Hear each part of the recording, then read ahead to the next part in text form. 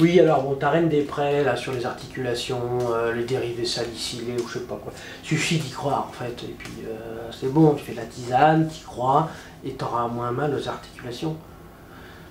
Tu rigoles ou quoi? C'est l'action du radical salicylate métabolisé en acide salicylique qui va inhiber les enzymes qui sont impliquées dans le mécanisme de l'inflammation à partir de l'acide arachidonique. Et toi tu dis c'est une question de croyance. Pas du tout. Si t'y crois pas, ça va marcher quand même. Mais oui. Donc c'est un peu comme l'action sudorifique de la Reine des Prés. Il y a une vasodilatation périphérique qui se produit, il va être un peu chaud, puis voilà. Pas mal de la lier avec la grande camomille. Ouais. La grande camomille, j'ai fait une vidéo déjà dessus, je vais aller la voir parce que la chaîne c'est une sorte d'archive, hein, c'est-à-dire que les vidéos que je fais, c'est pas de l'actu, hein, elles sont valables, elles sont toujours valables. Donc tu peux parcourir toutes les vidéos et ça sera toujours valable. Et donc là c'est pas mal de lier les deux. Voilà, moi j'ai essayé ça parce que sur un coup de fièvre un peu, voilà, sur une plante qui va être fébrifuge comme la grande camomille et puis la Reine des Prés qui va être sudorifique, mélanger ça les deux pour essayer de faire tomber la fièvre, pour essayer de remplacer le doli. Le doli. J'ai perdu le nom, en fait, tu retrouveras le nom.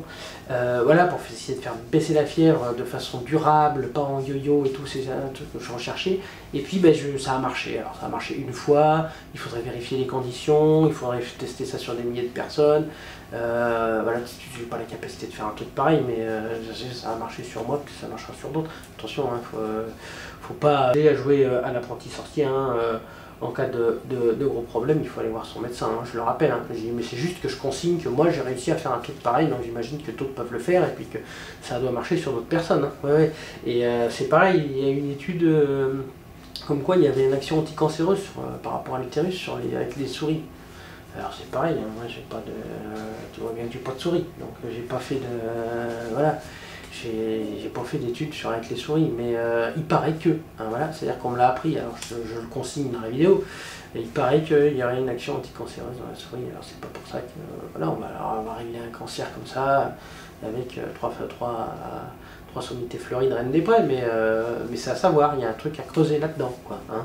Bon, c'est quand même la plante avec le saule qui a permis de découvrir l'aspirine, hein, qui aujourd'hui est synthétisée en laboratoire, alors qui marche peut-être plus fort, mais est-ce que c'est mieux que ça marche plus fort, ou est-ce que c'est bien de prendre la plante avec le totum? Parce que souvent, dans l'histoire de la phytothérapie, c'est ça qui est assez impressionnant, qui est assez magique. C'est qu'il va y avoir un principe actif, on va l'appeler comme ça, très fort dans la plante, qui va soigner le problème, mais qui va générer un effet secondaire, mais qui va être gommé par d'autres principes actifs contenus dans la plante. Ça s'appelle le totum de la plante. Et voilà. Et donc si vous isolez cette molécule et que vous l'administrez, ça va soigner le problème, mais effectivement les effets secondaires, vous allez les avoir. Ce qui peut s'éviter parfois en phytothérapie. Donc ça, c'est quelque chose à savoir aussi. Hein. C'est pas rien ça. Ouais. Donc, moi je pense que la science c'est bien, parce qu'elle valide, alors, elle est un peu à la bourre, c'est vrai, mais elle valide la tradition. Autrefois, ils savaient très bien que la Reine des Prés c'était pour l'articulaire. Hein. Alors, ils n'avaient pas toutes ces données, hein, mais ils faisaient quand même. Alors, je trouve ça bien, moi, que la science elle valide ça, mais voilà, toujours mon cœur balance hein, entre la science et la sorcellerie.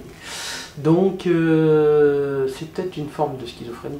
Je sais pas, je suis pas psychologue.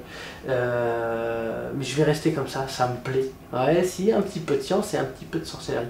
Spira ulmaria, belle des prés, barbe de chèvre, pied de bouc, fleur des abeilles, c'est la Reine des Prés. Filipendula ulmaria, des druides à la science. Nous allons voir ça tout de suite après le générique. Salut à toi, bel apprenti. À la croisée des mondes scientifiques et paysans, entre histoire, science et magie, je te propose de partir ensemble à la découverte des plantes médicinales.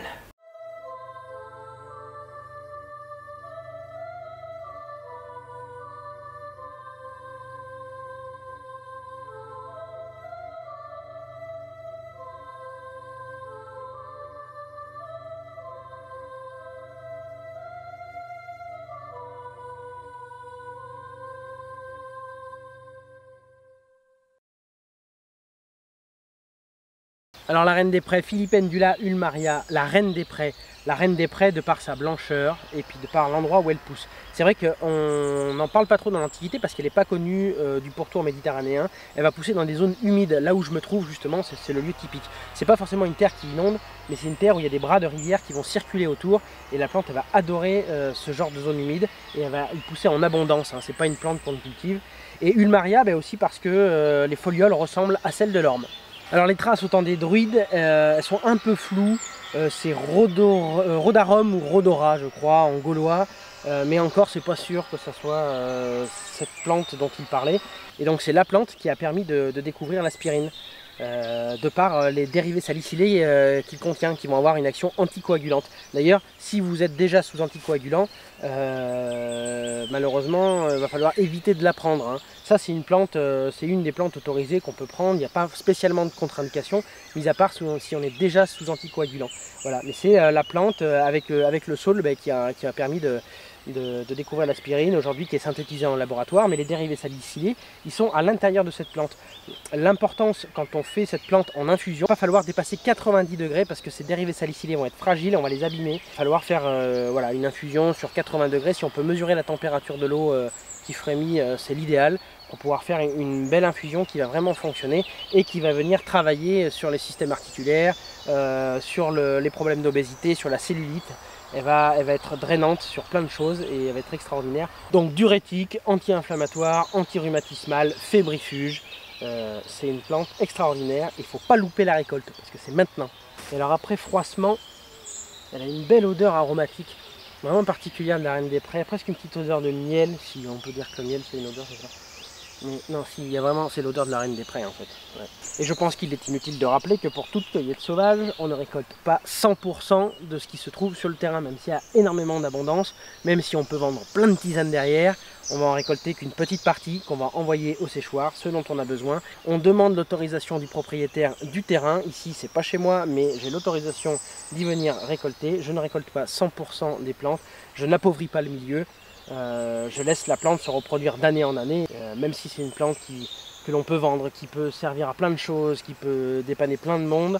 Il faut quand même qu'elle est très abondante, donc quand on arrive sur une zone, on peut se déplacer. Voilà, moi je vais récolter là, donc là c'est vrai qu'il y a une certaine forme d'abondance, donc c'est sûr que j'aurais pas besoin de tout récolter, hein. Et je vais récolter comme ça, par-ci par-là, et je vais en laisser un petit peu partout. Alors la récolte, ça se fait à la main. Car selon la tradition des druides, cette plante ne doit pas toucher le métal. Et puis faute de serpe d'or, je récolte à la main. Peut-être qu'il n'y a qu'une serpe d'or, c'est pas mal aussi. Hein, mais... regardez, à la main, ça se cueille bien, vous n'abîmez pas la plante parce que bon, elle est assez grande, la racine elle est bien ancrée, donc vous pouvez la récolter de cette manière-là.